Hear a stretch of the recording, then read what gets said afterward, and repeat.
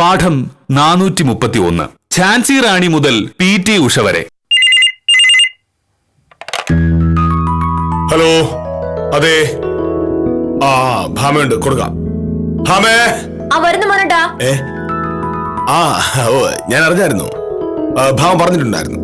അതെ അതെ. അവളിപ്പോഴും സംശയങ്ങളൊക്കെ ചോദിക്കും. അല്ല, ഞാൻ എല്ലാ ദിവസവും പത്രം വായിക്കുന്നതുകൊണ്ട് എനിക്ക് കുറച്ച് ലോകവിവരമൊക്കെ ഉണ്ടല്ലോ.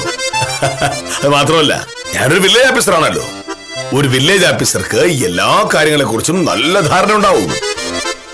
അങ്ങനെ എന്റെ ചില ലോകപരവും അറിവും വെച്ച് ഞാൻ ചില ലോ പോയിന്റ്സ് പറഞ്ഞു കൊടുത്തിട്ടുണ്ട്. അങ്ങനെയൊക്കെയാണ് അവള് ജയിച്ചത്. നിനക്കാ ഫോൺ, ഡോക്ടർ സുമംഗല. അത് പോട്ടെ, വിട്. മോഹനേട്ടൻ എനിക്കത് ലോ പോയിന്റ് പറഞ്ഞെന്ന്.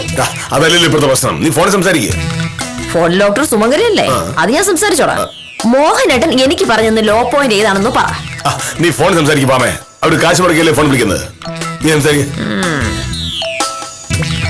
ഹലോ, പോകാൻ വരട്ടെ, ഇവിടെ നിക്കേ.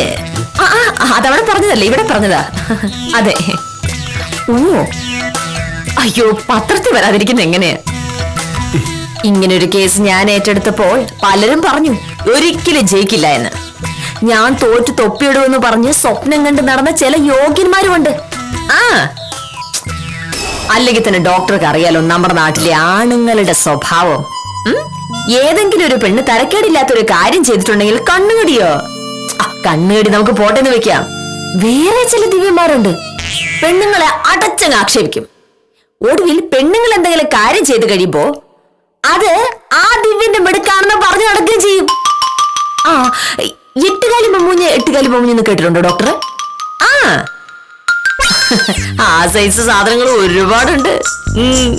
ശരി ഡോക്ടർ, വിളിച്ചതിൽ ഒരുപാട് സന്തോഷം. ഞാൻ വിളിച്ചോളാം. അപ്പോ പറഞ്ഞു വന്ന വിഷയം പറയാം.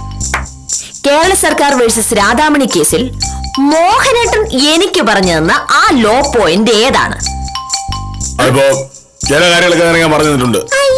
ഏത് കാര്യം? ഈ കേസിൽ മോഹനേട്ടൻ എനിക്ക് പറഞ്ഞു തന്ന കാര്യം ഞാൻ പറയാം. ഭാമേ, ഈ കേസ് നീ ഏക്കരുത്. നീ ഒരു കാരണവശാലും ഈ കേസ് ജയിക്കില്ല. അത് നടക്കടാവും. ഇപ്പോ നീ തരക്കേടില്ലാത്ത വക്കീലാണെന്ന് പറയുന്നവര് പോലും നിന്നെ ഓടിച്ചിട്ട് കൂകും. ഇതൊക്കെയായിരുന്നു സാറ് പറഞ്ഞു തന്ന ലോ പോയിന്റുകള്. അതിന് ചെവി തരാതെ ഞാൻ രണ്ടും കൽപ്പിച്ച് രാധാമണിയുടെ കേസ് ഏറ്റെടുത്തതുകൊണ്ടും നല്ല ഭംഗിയായി പഠിച്ച് കേസ് വാദിച്ച് ഞാൻ ജയിച്ചു. അതോടെ നാട്ടിലെ പ്രധാനപ്പെട്ട ആളുകളൊക്കെ എന്നെ വിളിച്ച് അഭിനന്ദിക്കാൻ തുടങ്ങി. വിളിച്ചതാരും ചില്ലറക്കാരല്ല. ഇന്നലെ വിളിച്ചത് MLA, RDO, ജില്ലാ പഞ്ചായത്ത് പ്രസിഡന്റ്. ഇന്ന് വിളിച്ചത് സ്റ്റേറ്റ് ബാങ്കിലെ മാനേജർ ഡോക്ടർ സുമംഗല, ഗവൺമെന്റ് ഹൈസ്കൂളിലെ ഹെഡ് മിസ്ട്രസ്. സത്യം പറഞ്ഞിട്ടുണ്ടെങ്കിൽ ഇനി വിളിക്കാനേ തഹസിൽദാരും വില്ലേജ് ഓഫീസറും മാത്രമേ ഉള്ളൂ. അല്ല, തഹസിൽദാർ വിളിക്കുമായിരിക്കും, പക്ഷേ വില്ലേജ് ഓഫീസർ എന്തായാലും വിളിക്കില്ല. കാരണം അസൂയ കൊണ്ട് തല കറങ്ങിയിരിക്കുകയാണല്ലോ ഓഫീസർ. എന്നിട്ട് ഞാൻ പറഞ്ഞു ലോ പോയിന്റ് ആണ് പോലും. അയ്യടാ, ഞാനില്ലല്ലോ.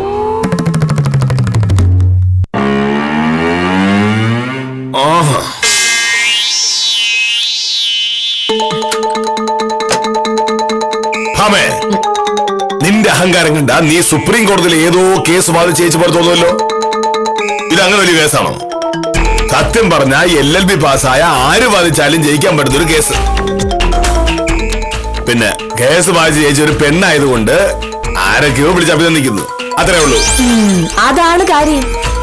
ഒരു പെണ്ണ് വിചാരിച്ചാൽ ഇത്രയൊക്കെ സാധിക്കുമെന്ന് നമ്മുടെ നാട്ടിലെ ആരും കരുതിയില്ല. ഞങ്ങൾ പെണ്ണുങ്ങള് പഴയ പോലെയല്ല, ആണുങ്ങളെക്കാട്ടിലും സാമർഥ്യമുള്ള ആളുകളാണെന്ന് തെളിയിച്ചുകൊണ്ടിരിക്കുന്ന കാലമായത്. ഇതാണോ വലിയ സാമർഥ്യം? എന്താണ്?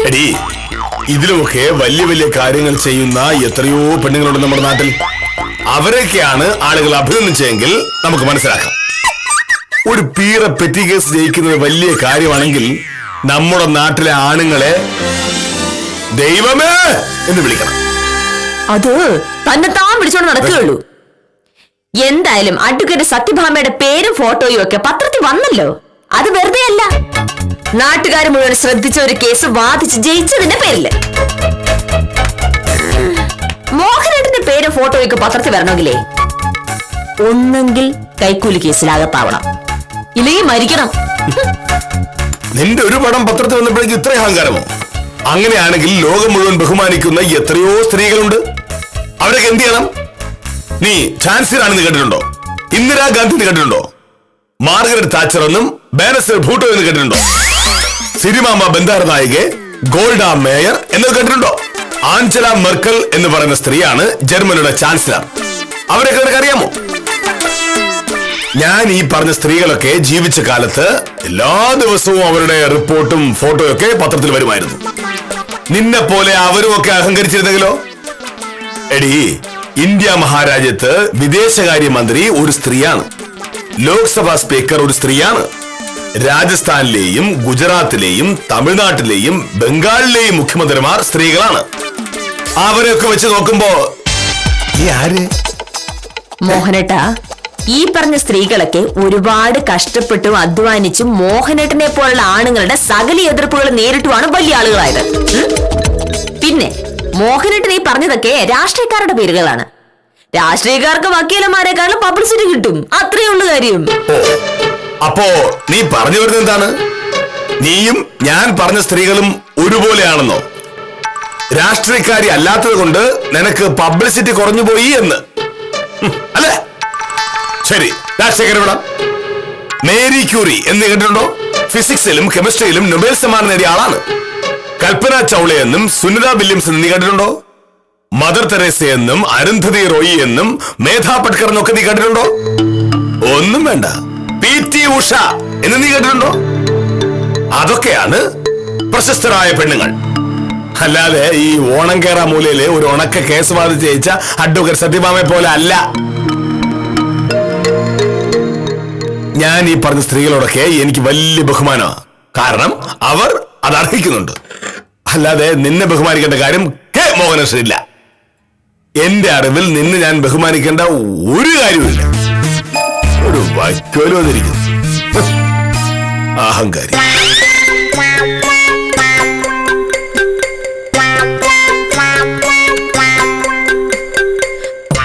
മോഹനേട്ടാ, ഞാൻ ഇന്നലെ ആ കേസ് വാദിച്ച് ജയിച്ചതിന്റെ പേരിൽ എന്നെ പരിചയമുള്ളവരും ഇല്ലാത്തവരുമായി ഒരു 250 പേരെങ്കിലും വിളിച്ച് എന്നെ അഭിനന്ദിച്ചു. സാധാരണ ഒരാളെ കൊണ്ട് സാധിക്കാത്ത കാര്യമാണെന്ന് പറഞ്ഞ് പ്രശംസിച്ചു. പക്ഷേ എനിക്ക് വേണ്ടത് നാട്ടുകാരുടെ നാവിൽ നിന്നുള്ള നല്ല വർത്താനമായിരുന്നില്ല. ഈ സംഭവം അറിയുന്ന പാടെ മോഹനേട്ടൻ എന്നെ കെട്ടിപ്പിടിച്ച് അഭിനന്ദിക്കുമെന്ന് ഞാൻ പ്രതീക്ഷിച്ചു. പക്ഷെ മോഹനേട്ടൻ നല്ലതൊന്നും പറഞ്ഞില്ല എന്ന് മാത്രമല്ല, എന്നെ പരമാവധി കളിയാക്കാനും നോക്കി. ഞാൻ കാര്യം പറയായിരുന്നു, അങ്ങനെ കളിയാക്കലാവും. വക്കീലായ ഭാര്യ ഒരു കേസ് ജയിച്ചു വരുമ്പോ ആ കേസിന്റെ കാര്യത്തിൽ ഒരു അഭിപ്രായം പറയുന്നതിന് പകരം ഝാൻസി റാണിയുടെയും ഇന്ദിരാഗാന്ധിയുടെയും മദർ തെരേസയുടെ ഒക്കെ കാര്യം പറയാണോ മോഹനേട്ട വേണ്ടത്? അങ്ങനെ പറയാനാണെങ്കിലേ മോഹനേട്ടൻ എന്തെങ്കിലും നല്ല കാര്യം ചെയ്തു കഴിയുമ്പോ എനിക്ക് പറയാനായിട്ട് എത്ര നല്ല പേരുകളുണ്ടാവും. കളക്ടർക്ക് കൊടുക്കാനുള്ള റിപ്പോർട്ട് മോഹനേട്ടൻ തയ്യാറാക്കി കൊടുത്തിട്ട് കളക്ടർ മോഹനേട്ടനെ അഭിനന്ദിച്ചു എന്ന് അറിഞ്ഞിട്ടുണ്ടെങ്കിൽ അതെനിക്കെന്ത് സന്തോഷാവും. ഞാനത് തുറന്നു പറയുകയും ചെയ്യും. അല്ലാതെ മോഹനേട്ടൻ വൈകിട്ട് കേറി വരുമ്പോഴേ ജവഹർലാൽ നെഹ്റുവിന്റെ അത്ര പോരാ, സ്വാമി വിവേകാനന്ദ കൊള്ളാം, സച്ചിൻ തെണ്ടുൽക്കറെ കണ്ട് പഠിക്കണം, ഐസക് ന്യൂട്ടനാണ് കേമൻ എന്നൊക്കെ പറഞ്ഞിട്ടുണ്ടെങ്കിൽ മോഹനേട്ടൻ എന്ത് തോന്നും? ഇവിടെ അതല്ലല്ലോ പ്രശ്നം. ആൺവക്കീലന്മാർക്ക് പോലും പറ്റാത്ത മഹാകാര്യങ്ങളാണ് നീ ചെയ്തെന്നൊക്കെ പറഞ്ഞു കേട്ടപ്പോ ഞാനൊന്ന് പറഞ്ഞു പോയി, ഇങ്ങനെ അഹങ്കരിക്കാൻ പാടില്ല എന്ന്. നിനക്കത് ഇഷ്ടപ്പെട്ടില്ല. നീ പറഞ്ഞു ഒരു പെണ്ണ് ജയിച്ചു കണ്ടെന്റെ അസൂയാണ് എനിക്കെന്ന്. കഴിവുള്ള പെണ്ണുങ്ങളെ ഞാൻ അംഗീകരിക്കുമെന്ന് നിന്നെ ബോധ്യപ്പെടുത്താൻ ചില പേരുകൾ ഞാൻ പറഞ്ഞു, അത്രേ ഉള്ളൂ. ഭാമേ, നീ ഒരു സാധാരണ പെൺകുട്ടിയാണ്. പക്ഷേ നിന്നെ സുഖിപ്പിക്കാനായി ചുറ്റുമുള്ള ആൾക്കാർ നീ ഒരു ഭയങ്കര സംഭവമാണെന്ന് പറയും. നീ അതും വിശ്വസിച്ച് എന്റെ മെക്കിട്ട് കയറാൻ വരുന്നതാണ് എനിക്ക് മനസ്സിലാവാത്തത്. വക്കീലേ, ഉത്തമനാണ്, എന്താണ് നോക്കട്ടെ. ഉത്തമൻ എന്നെയാ വിളിച്ചത്. ഞാൻ ആ കേസ് ജയിച്ചതറിഞ്ഞ് എന്നെ അഭിനന്ദിക്കാൻ വന്നതാ. ഈ ഭൂമിയിൽ എന്നെ പരിചയമുള്ള സകലരും ചെയ്യുന്നത് അതാണ്. അസൂയ മൂത്ത ഈ വില്ലേജ് ആഫീസർ ഒഴികെ. നമസ്കാരമുണ്ട് വക്കീലേ. സംഭവം ഇന്ന് രാവിലെയാണ് ഞാൻ അറിഞ്ഞത്. ആ കേസ് ജയിച്ചിട്ട് വക്കീൽ എന്നെ ഒന്നും വിളിച്ചു പറഞ്ഞില്ല. ഛേ, ഇതൊക്കെ നമുക്ക് ആഘോഷിക്കേണ്ട സംഗതികളല്ലേ വക്കീലേ? ഒന്നും പറയണ്ടെന്റെ ഉത്തമ. കേസ് വിധിയായപ്പോ മുതല് കോടതിയിലുള്ള സകലരും എന്റെ ചുറ്റിലും അല്ലായിരുന്നോ? എനിക്ക് വയ്യ. ഞാൻ ഈ കേസ് ജയിക്കുമെന്ന് ഒരാള് സ്വപ്നത്തിൽ പോലും കരുതില്ല. കോടതിയിൽ നിന്ന് എല്ലാരോടും താങ്ക്സ് ഒക്കെ പറഞ്ഞു കഴിഞ്ഞ് ഇറങ്ങിയപ്പോഴേക്ക് 5 മണിയായി. അതുകൊണ്ട് തീർന്ന പ്രശ്നം. മൊബൈലിലേക്ക് കോളുകളുടെ ബഹളമല്ലായിരുന്നു. ഇവിടെ വന്നപ്പോ ലാൻഡ് ഫോണിലേക്ക്. എന്തായാലും ആളുകൾ ഈ കേസ് ഇത്രയും ശ്രദ്ധിക്കുന്നുണ്ടായിരുന്നു എന്ന് ഞാൻ പോലും കരുതിയില്ല. ആരൊക്കെ വിളിച്ചെന്നറിയൂ? അത് പിന്നെ അങ്ങനെയാണല്ലോ വക്കീലേ. നമ്മുടെ PWDയിലെ ശിവശങ്കര സാറ് എന്നെ വിളിച്ചിട്ട് ഉത്തമന്റെ വക്കീല് തകർത്തല്ലോ എന്ന് പറഞ്ഞപ്പോഴാണ് ഞാൻ പോലും കാര്യം അറിയുന്നത്. എന്തായാലും ഇനി എനിക്ക് ധൈര്യമായിട്ട് വക്കീലിന് വേണ്ടി 4 കേസ് പിടിക്കാമല്ലോ. ബാധിക്കുന്നത് അഡ്വക്കേറ്റ് സത്യഭാമ എന്ന് പറഞ്ഞാൽ കക്ഷികൾ ആരെങ്കിലും പിടിവിടുവോ? അതുകൊണ്ട് സാറല്ലേ കേസ് ജയിച്ച കാര്യം വക്കീല് പറഞ്ഞപ്പോ സാറെന്ത് പറഞ്ഞു? അതല്ലേ ഉത്തമ വലിയ വിശേഷം. മുറ്റത്തെ മുല്ലയ്ക്ക് മണവില്ല നമ്മൾ കേട്ടിട്ടല്ലേ ഉള്ളൂ. നാട്ടുകാര് മുഴുവൻ എന്നെ പുകഴ്ത്തുമ്പോഴും ഇവിടെ ഒരാൾക്ക് എന്നെ പുല്ലുവിലയാണ്. ഇതൊന്നും വലിയ കാര്യമല്ല. മാർഗരറ്റ് താച്ചറും ഇന്ദിരാഗാന്ധിയും ഒക്കെയാണ് വലിയ ആളുകളെന്ന്. ഓ അല്ല, അവരുടെയൊക്കെ പേര് ഇവിടെ പറയുന്നത് എന്തിന്? അതാണല്ലോ സാറിന്റെ സ്വഭാവം. സാധാരണ ഒരു ഭർത്താവാണെങ്കിൽ ഭാര്യയ്ക്ക് ഒരു നല്ല പേരുണ്ടായെന്ന് അറിയുമ്പോൾ എന്താ ചെയ്യുക? സന്തോഷിക്കും. ഭാര്യയെ പറ്റി മറ്റുള്ളവരുടെ 4 വാക്ക് പോറ്റി പറയും. ഇവിടെയുള്ള ആളും ഇതൊക്കെ നിസ്സാര കാര്യം. ഉള്ളത് പറയാലോ ഉത്തമ. മോഹനേട്ടനുള്ളിൽ ഒളിച്ചിരിക്കുന്ന ഒരു പുരുഷ മേധാവിയുണ്ട്. ഒരു സ്ത്രീ ഒരു വിജയം നേടി എന്ന് പറയുമ്പോ അസൂയ മൂത്ത് കണ്ണ് കാണാനാവാത്ത ഒരു പഴഞ്ചൻ. അതാണ് ഇവിടുത്തെ പ്രശ്നം. എന്നാര് പറഞ്ഞു? പെണ്ണുങ്ങളെക്കാൾ നല്ലത് ആണുങ്ങളാണ് എന്നല്ലല്ലോ ഞാൻ പറഞ്ഞത്. ലോകത്ത് കഴിവുള്ള പെണ്ണുങ്ങൾ ധാരാളമുണ്ട് എന്നാണ് ഞാൻ പറഞ്ഞത്. ഈ ഓണം കേറാ മൂലയിലെ ഒരു കോടതിയിൽ ഒരു പെറ്റി കേസ് വാദിച്ച് ജയിച്ചതിന്റെ പേരിൽ ലോക പ്രശസ്തി എന്നാവില്ല എന്ന് ഞാൻ പറഞ്ഞു. അതിനെന്താ തെറ്റ്? അല്ല, ലോകപ്രശസ്താവില്ലായിരിക്കാം. പക്ഷെ ഈ നാട്ടിൽ ഇന്നലെ ഒരൊറ്റ ദിവസം കൊണ്ട് വക്കീലിന് ഭയങ്കര പ്രശസ്തിയായി പോയില്ലേ? സത്യം പറഞ്ഞ ഇപ്പോ മോഹനകൃഷ്ണ സാറിനെ കാണും മേളിൽ സത്യഭാമ വക്കീലാണ്. ലോക പ്രശസ്തരായ പെണ്ണുങ്ങളെ പറ്റി ഉത്തമൻ അറിയാത്തത് കൊണ്ടാണ് ഈ വക്കീലിനെ ഇങ്ങനെ പോഴ്ത്തുന്നത്. മൂക്കില്ല രാജ്യത്ത് മുറുമുക്കൻ രാജാവ്. ഉത്തമൻ വാലന്റീന തെരസ്കോവ എന്ന് കേട്ടിട്ടുണ്ടോ? എന്തെന്ന് സാറേ, അത് തിന്നാനുള്ളല്ലോ. വാലന്റീന തെരസ്കോവ അല്ലേ? റഷ്യക്കാരിയാണ്. അവരാണ് ആദ്യമായിട്ട് ബഹിരാകാശത്തേക്ക് പോയ സ്ത്രീ. അവരെയൊക്കെ വെച്ച് നോക്കുമ്പോ ഈ വക്കീൽ എന്താണ്? അല്ല സാറേ, അങ്ങനെ പറഞ്ഞു കഴിഞ്ഞാ ഉത്തമൻ നാദിയ കൊമിനെച്ചി എന്ന് കേട്ടിട്ടുണ്ടോ? കൊമിനേക്കാരിയാണ്.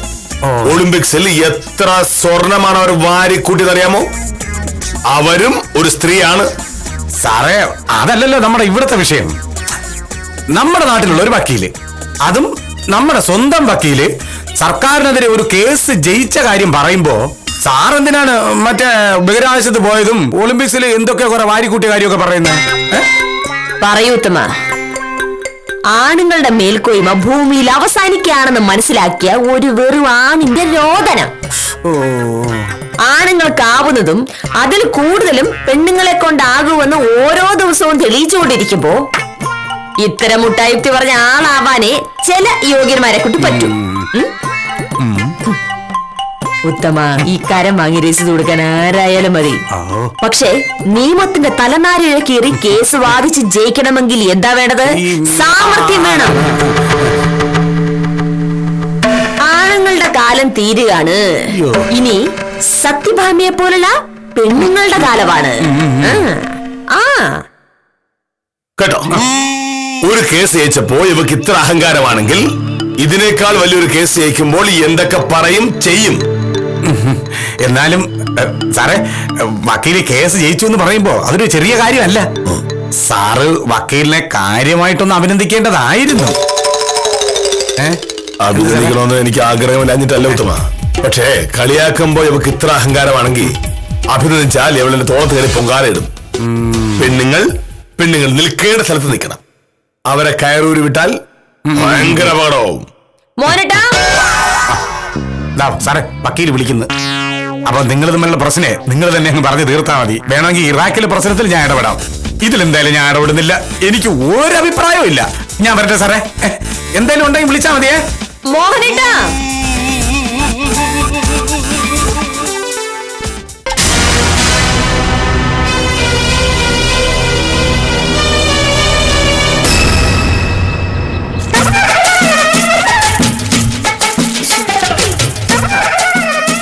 കിട്ടി.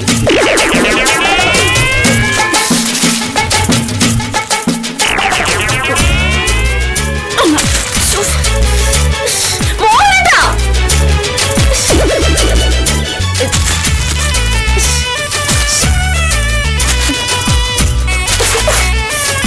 എന്റെ കണ്ണ്.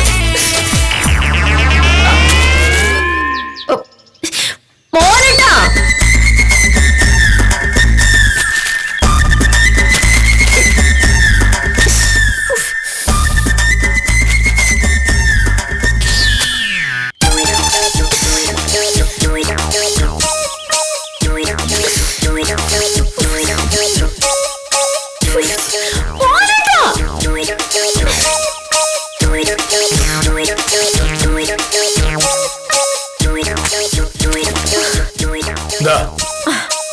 മോഹനേട്ടാ, അലക്കിയിട്ട ഷോളാ, അത് പറന്നുപോയി. ഞാൻ നോക്കിട്ട് എടുക്കാൻ പറ്റുന്നില്ല. ഒന്ന് മോഹനേട്ട എടുത്തരുമോ? ഇതാ. അയ്യോ, അതെന്ത് ചോദ്യം ഭാമേ? ആണുങ്ങളെ കൊണ്ട് സാധിക്കുന്നതൊക്കെ പെണ്ണുങ്ങളെ കൊണ്ടും സാധിക്കുമെന്ന് നീ വീരവാദം പറഞ്ഞിട്ട് 4 മിനിറ്റേ ആയുള്ളൂ. എന്നിട്ട് ഇതുപോലൊരു കാര്യത്തിന് എന്റെ സഹായം ചോദിക്കാൻ ശരിയാണോ? എന്ന് പറഞ്ഞാൽ എങ്ങനെയാ മോഹനേട്ടാ? എനിക്ക് എത്താത്തത് കൊണ്ടല്ലേ. ഒന്ന് സഹായിക്കേ. യാതൊരു കാരണവശാലും സഹായിക്കില്ല. കാരണം കുറച്ചു മുമ്പ് നീ ഈ ഭൂമിയിലെ സകല ആണുങ്ങളെയും അടച്ചാക്ഷേപിച്ചവളാണ്. അങ്ങനെ നീ ആക്ഷേപിച്ചതിന് ദൈവം നിനക്കെന്ന് ശിക്ഷയാണിത്. ദൈവം നിനക്കൊരു ശിക്ഷ തരുമ്പോ നിന്നെ ഞാൻ സഹായിച്ചാൽ ദൈവത്തിന് അതിഷ്ടപ്പെടൂ. അപ്പോ ദൈവം എന്നെ ശിക്ഷിക്കും. അതുകൊണ്ട് നീ തന്നെ ആ ഷോൾ എടുത്താൽ മതി. മോഹനേട്ടാ, വാശിക്ക് ഞാൻ എന്തെങ്കിലും പറഞ്ഞെന്ന് കരുതി അതിന്റെ പേരിൽ ഇങ്ങനെ പെരുമാറുന്നത് ശരിയല്ല കേട്ടോ. വാശി ജയിക്കാൻ വേണ്ടി ഭർത്താവിന്റെ മുഖത്ത് നോക്കി എന്തും പറയുന്ന സ്വഭാവം നീ നിർത്തണം ഭാമേ. അങ്ങനെ നീ ഒരു മര്യാദക്കാരിയായി എന്ന് എനിക്ക് തോന്നുന്ന നിമിഷം ഞാൻ ഈ ഷോൾ എടുത്ത് തരാം. ഇത് ഇവിടെ ഇട്ടിട്ട് പോവാൻ പറ്റില്ല. മഴ പെയ്യും. പെയ്യട്ടെ, മഴ പെയ്ത് നനയട്ടെ. അത് കഴിഞ്ഞ് വെയിൽ വരുമ്പോ ഉണങ്ങും. അതും കഴിഞ്ഞ് കാക്കകൾ ഒന്ന് കാഷ്ടിക്കും. നീ അതും കണ്ട് ഒന്നും ചെയ്യാനാകാതെ ഇങ്ങനെ നോക്കി നിൽക്കും. ഭാമേ, ആണുങ്ങൾക്ക് പറ്റുന്നതെല്ലാം പെണ്ണുങ്ങൾക്ക് പറ്റില്ല എന്ന് 101 പ്രാവശ്യം നീ പറയാതെ ഞാൻ ഇതെടുത്ത് തരുന്ന പ്രശ്നമില്ല. ഒരിക്കലും ഭർത്താക്കന്മാരോട് ധിക്കാരം പറയരുതെന്ന പാഠം നീ ഇന്ന് പഠിക്കും.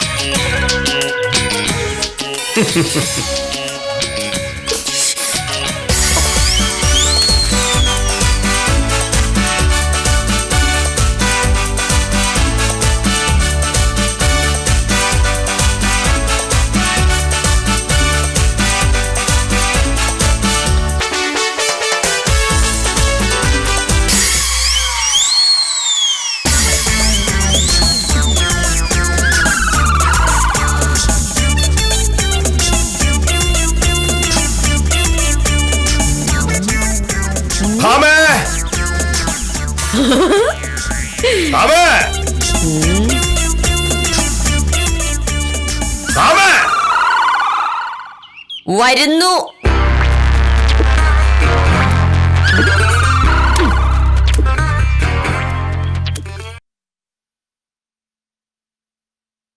ഭാമേ, മണി 9:15. നീ കഴിക്കാൻ എന്തെങ്കിലും എടുക്കണുണ്ടോ?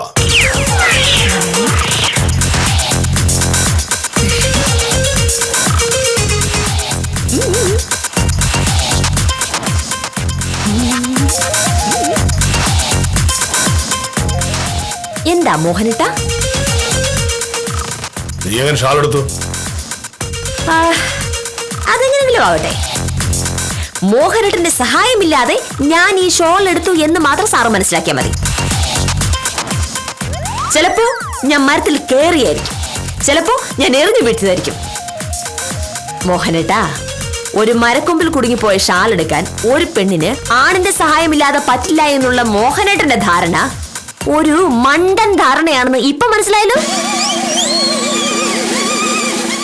ഇതെനിക്ക് വളരെ നിസ്സാരമായി പറ്റുന്നേ ഉണ്ടായിരുന്നുള്ളൂ.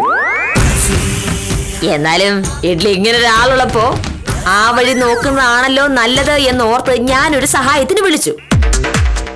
അപ്പോ മോഹനേട്ടൻ കരുതി മോഹനേട്ടൻ വിചാരിച്ചാൽ മാത്രമേ ഇതെടുക്കാൻ പറ്റൂ.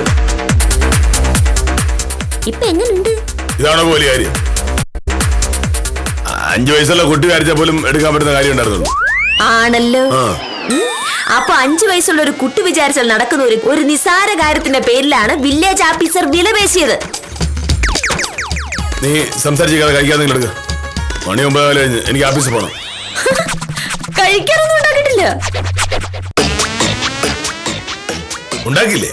എന്താ കഴിക്കാൻ ഉണ്ടാക്കുന്നൊക്കെയാണോ മോഹനേട്ട ഇത്ര വലിയ കാര്യം? അതൊക്കെ ആര് വിചാരിച്ചാലും നടക്കുമല്ലോ. ഇത്തരം നിസ്സാര കാര്യങ്ങൾക്ക് മറ്റുള്ളവരുടെ സഹായം തേടുന്നൊക്കെ നാണക്കേടാണ്. എനിക്ക് പോകാൻ സമയമായി. എന്ത് പറഞ്ഞിട്ട് ഒരു കാര്യമില്ല സാറേ. മോഹനേട്ടൻ നാദിയ കൊബിനേച്ചി എന്ന് കേട്ടിട്ടുണ്ടോ? അവരൊക്കെ ചെയ്യുന്നതാണ് വലിയ വലിയ കാര്യങ്ങളെന്ന് മനസ്സിലായ സ്ഥിതിക്ക് ഇനി ഈ അടുക്കള കയറി കരിയും പുകയും കൊണ്ട് മോഹനേട്ടന് ഭക്ഷണം ഉണ്ടാക്കുന്ന ആ പരിപാടി ഞാൻ നിർത്തി. ഞാൻ ഇനി വിചാരിച്ചാലും ഒളിമ്പിക്സിൽ ഒരു മെഡൽ കിട്ടാൻ പാടില്ലെന്നൊന്നുമില്ല. ഇന്നു മുതൽ എന്റെ ശ്രമം ഒരു നാദിയ കൊമ്മിനിച്ചി ആവാനാണ്. വല്ലത് 3 നേരം ഞമ്മന്ന് വിടുകണമെങ്കിൽ വേറെ വഴി നോക്കിക്കൊള്ളണം. ഒന്നെങ്കിൽ തന്നെ പാചകം ചെയ്യാം, അല്ലെങ്കിൽ ഒരു വേലക്കാരി വെക്ക്. അല്ല, ഇനിയിപ്പോ അതിനായി വേറൊരു കല്യാണം കഴിക്കണമെങ്കിൽ പോലും ഞാനെതിരല്ലോ. നോക്കരുത്. ഇന്ന് മുതൽ നീ ഉണ്ടാക്കുന്ന ഒന്നും എനിക്ക് വേണ്ട. ഞാൻ കൃഷ്ണൻകുട്ടിയുടെ ചായ കിടന്ന് കഴിച്ചോളാം.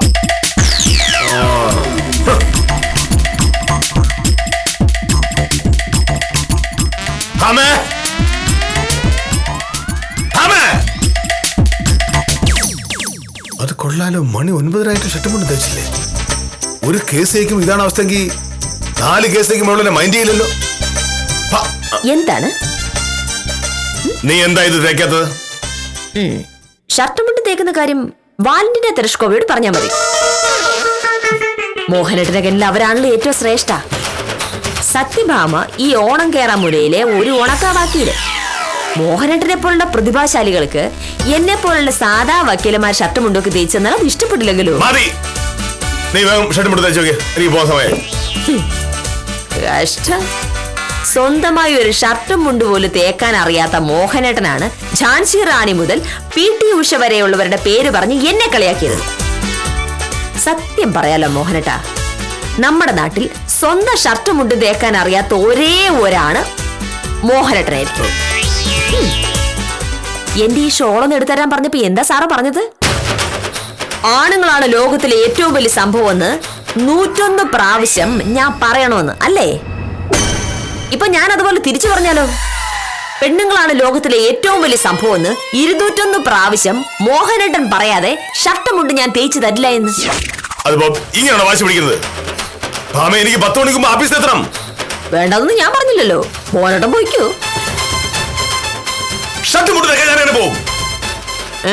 വഴിക്ക് വാ.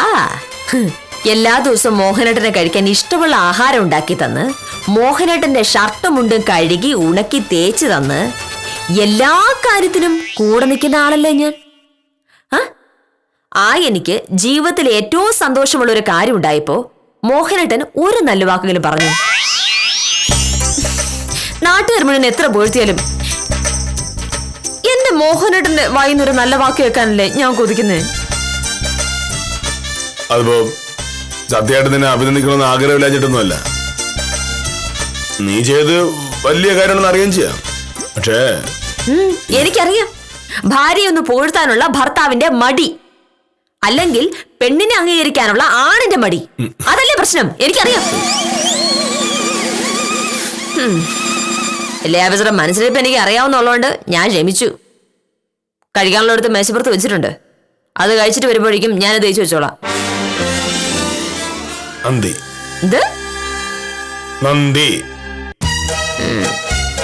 എന്നാലും മോഹനേട്ടാ, ഭർത്താവ് മനസ്സ് തുറന്ന് ഒരു നല്ല വാക്ക് പറയുന്നത് ഭാര്യയ്ക്ക് വലിയ സന്തോഷല്ലേ?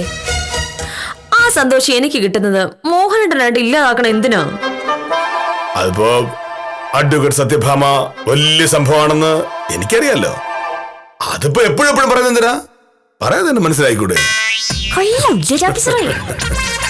വാലന്റീന തെരഷ്കോവയെയും നാദിയ കൊമനേച്ചയെയും അറിയുന്നതും ബഹുമാനിക്കുന്നതും നല്ലത് തന്നെയാണ്. പക്ഷേ സ്വന്തം വീട്ടിലുള്ള ഭാര്യയുടെ കഴിവും സാമർഥ്യവും അംഗീകരിച്ചിട്ട് പോരെ മറ്റുള്ളവരെ അംഗീകരിക്കുന്നത് എന്ന ന്യായമായ ചോദ്യമുയർത്തി ഇന്നത്തേക്ക് വിടാം.